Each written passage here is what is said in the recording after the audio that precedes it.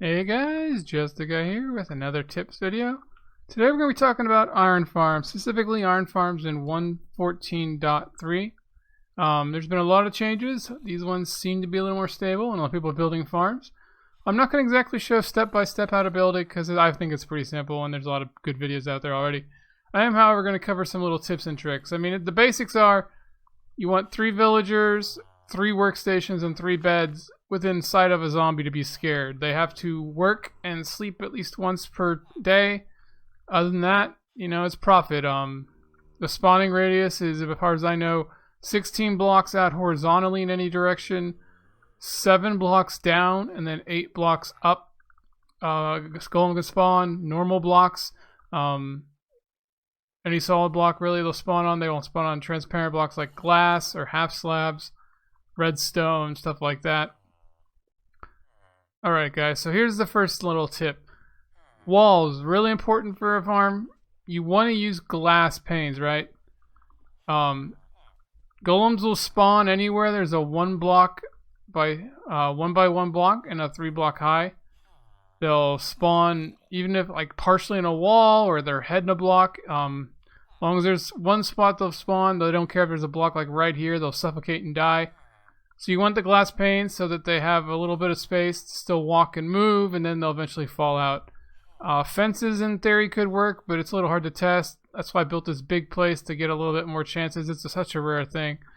But I never noticed them get stuck in the wall when I was using fences, but I wouldn't be safe for sure. But the glass panes has been tested by quite a few people, and I've been doing this for like 5-6 hours and they never got stuck. Alright guys, second thing is golems seem to spawn from the highest place first, top, and then work their way down. I built this secondary platform, and in over a half an hour of staring at it and watching it, which was pretty boring, let me tell you, nothing spawned down here at all, right? I never noticed in any of the other times I passed through here. But when I completely glassed this top up here, they were spawning down here. They were seemingly slower though. I only got like 1 at a time instead of up to 3 at a time per side. So I think there's more chances for failure and it's just overall slower. They will keep trying like every second or two to spawn, so it's not like smaller platforms stop spawning, but it seems to take a little bit longer. Alright, the next thing I found that really helps is on the final block off, you want to have a trapdoor with an open. It leaves this little water blade effect. It helps golems from using their steel toe effect and just hanging on the edge like a player holding shift. Sometimes when they're walking in the opposite direction like that, if that was a block, he would just stay on there until he stops roaming and walking, and then he'll fall off. But with the trapdoor, they consider this still a block, and they won't quite walk as hard, and they won't get stuck, and they'll fall off. Alright, this next one's sort of a twofer. If you're having multiple spawning platforms, especially ones that face each other like this, you want to have at least a 4 block wide gap in the middle. One for each side for the water blades, and then 2 air blocks in the middle. If these are closer together, the golems will sort of sit in it like they're swimming and sort of slowly fall through, sort of like what they do with the lava down here in the middle, where they just sort of slowly drop down, like sort of like that, But if you have an air gap, they just fall straight through more or less without a slowdown. And if they're only 3 wide like I had originally, they'll also spawn on opposite sides occasionally and hit each other and then sort of take longer to fall down because they're sort of supporting each other. And then the next part is the guide chute. I'd highly recommend going all the way down. You can skip every other block or so because golems are too wide. You can use sand or gravel or whatever. It makes it really easy to just drop it down. Normally you can just stop like 3 or so blocks from where they fall. But for golems, they have that steel toe, and every once in a while they'll get stuck like right on the edge here, and they won't fall off until they wander around. They'll either fall in or they'll fall out. But with the chutes, it's never an issue. And further on that, the drop, you want to have it at least 16 blocks down. I'd probably suggest 20 or more. That's because golems won't spawn again from that same villager pod until their golem they spawned is out of 16 block range. Easiest way to do this is to have a drop down. If the golems, it has to be the complete golems out of range, even their head block being 15 away. will stop another golem from spawning. So you notice that the most if they get stuck on something and there's an issue. But yeah, that one villager pod just won't spawn anymore if they're not gone. So you want to get them off as fast as possible. This also leads to the killing chamber. You can have one centralized killing chamber all fed into wherever you have your pods, or you can have multiple killing chambers. You might want to, if you have a big system, have a big killing chamber, like at least 5x5, or some lava blades on the sides here. These are just 4 wide to sort of soften them up, because if too many golems go in there at one time, they'll stand like on top of each other's head and fall through the lava slowly.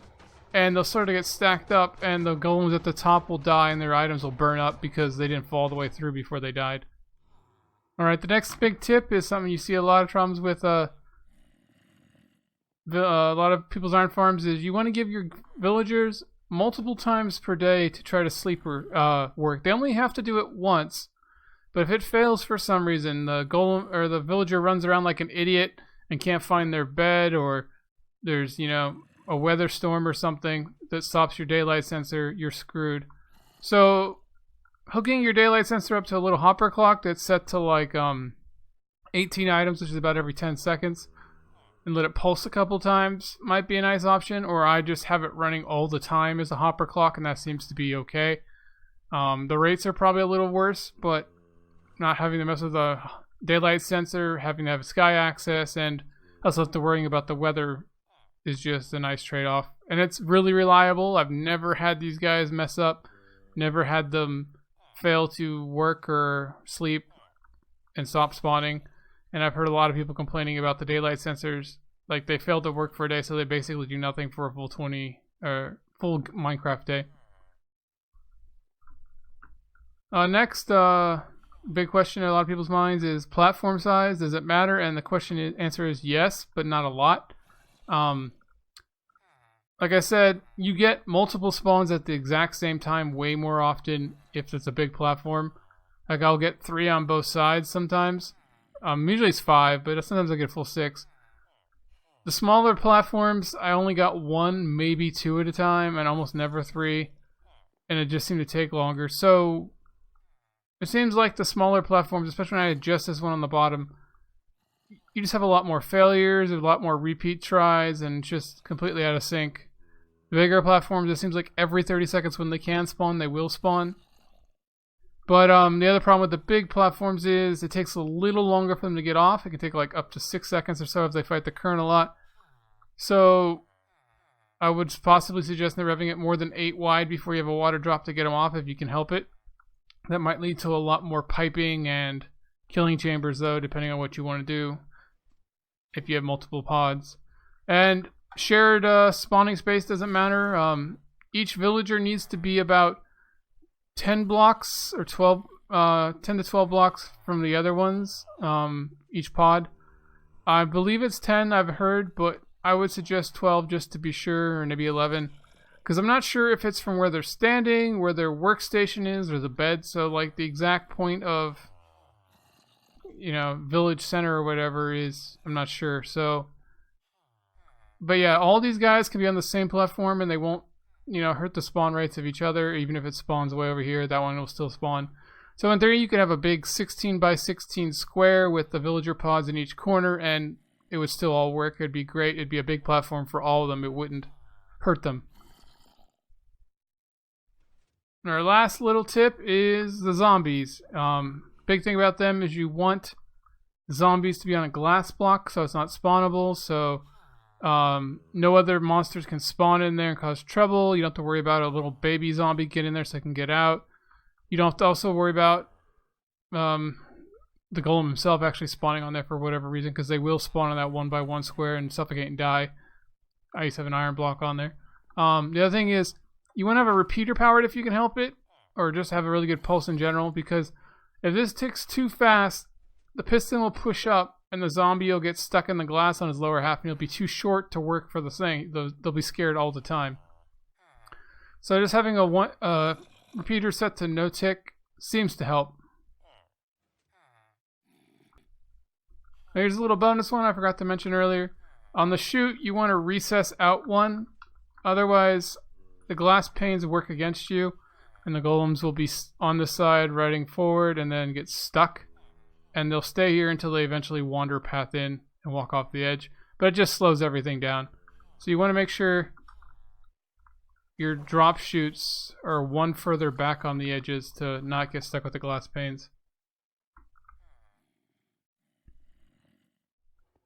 Well guys, I hope this was informative. I didn't want to show you how to build an exact iron farm because mine's not that great. I ran it for an hour and the best I've ever gotten, well, the average was about 1,000 per hour. That's not too great. As far as I know, the best farm I've seen on videos of was 500 per hour for 2 pods. I get anywhere between like 250 to 300 per hour on my per pod. I got like 1,000 for all 6, and the next hour was like 1,300. So it's not great, not the most efficient, but I was just using it to test a bunch of problems, like getting stuck on the walls, stuck on edges. And I hope this was informative. I hope it solved some of the problems on your iron farms. And this is Justa Guy signing off. Catch you later. Bye.